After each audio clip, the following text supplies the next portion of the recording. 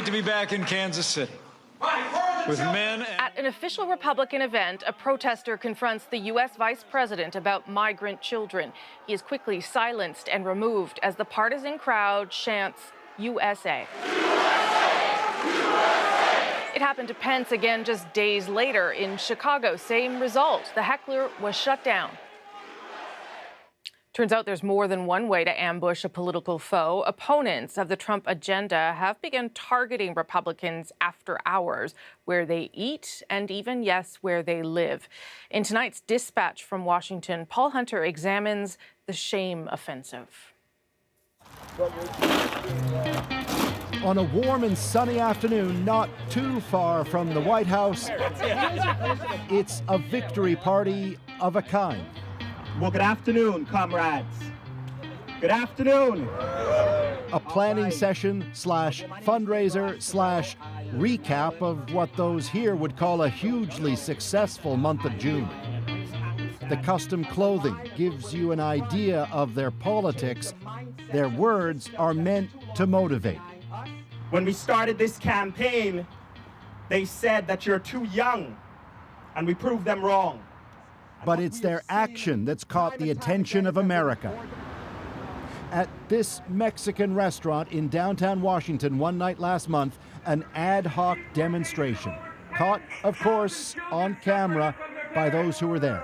How can you enjoy a Mexican dinner as you're deporting and imprisoning tens of thousands of people? The woman at the table and the target of the crowd, Kirstjen Nielsen, Donald Trump's Secretary of Homeland Security.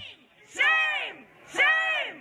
Shame! When one of us got a notification from a friend that, hey, Kirstjen Nielsen is having dinner at a Mexican restaurant, do you think you can get some people right there to protest this? We're like, yeah, we'll be there.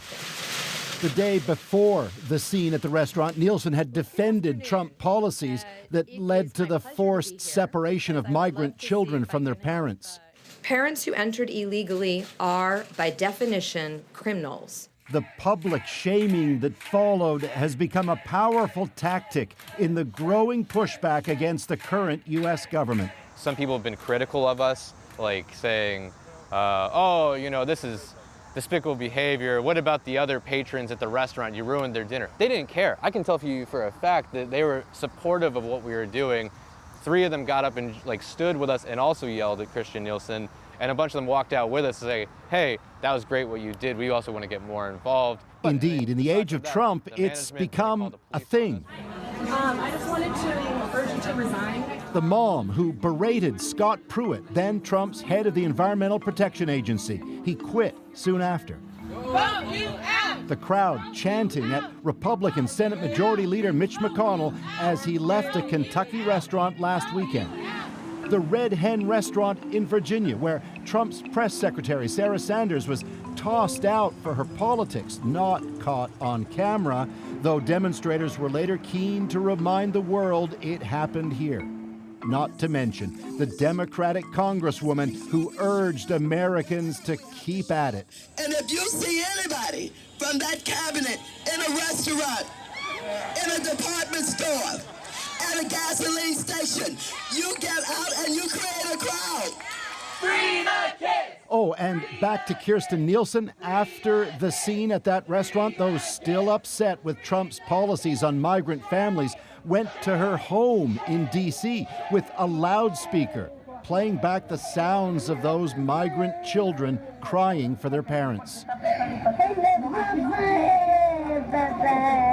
It's definitely confrontational, and we're fine with that. What is extreme is like what's going on at the border. What's extreme is, you know, what the United States government is doing to migrant families. The view of the group at the picnic, the Democratic Socialists of America, is simple. The times require forcefulness. Yes, they push pure politics, including an endorsement of rising Democratic star Alexandria Ocasio-Cortez, and they promote public service broadly. I was raised on the principle that you aren't fit to lead if you first aren't prepared to serve. But the shamings, both organized and by random Americans following suit, have captured the headlines. They've also brought criticism. Is it all the end of civility?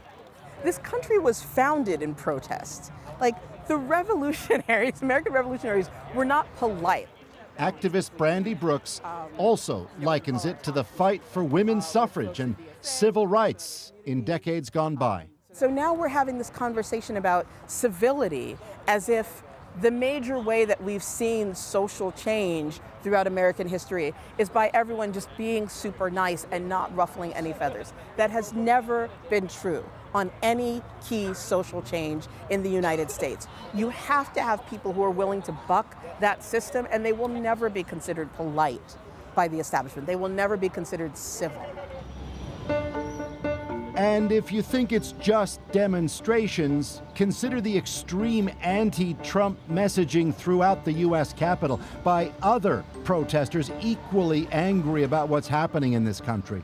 The fine print on that one: who would Jesus deport? Check the light posts, the street signs, basically any place you can stick something, and you'll find not just slogans, but messaging intentionally over the top in targeting Trump, even if not everyone approves. Say the Democratic Socialists of America, be it those stickers or their shamings. That is the point of protest, is to create a confrontation moment where you can use that to highlight and to put pressure on elected officials or public officials to be accountable. Emphasizing their view that if now's not the time for all this stuff, when is? Good and morally righteous people need to stand up and say, we're not accepting this. I think folks are realizing that it's time to go bold or go home. In short, it's a means to an end, adding simply, so come join. Paul Hunter, CBC News, Washington.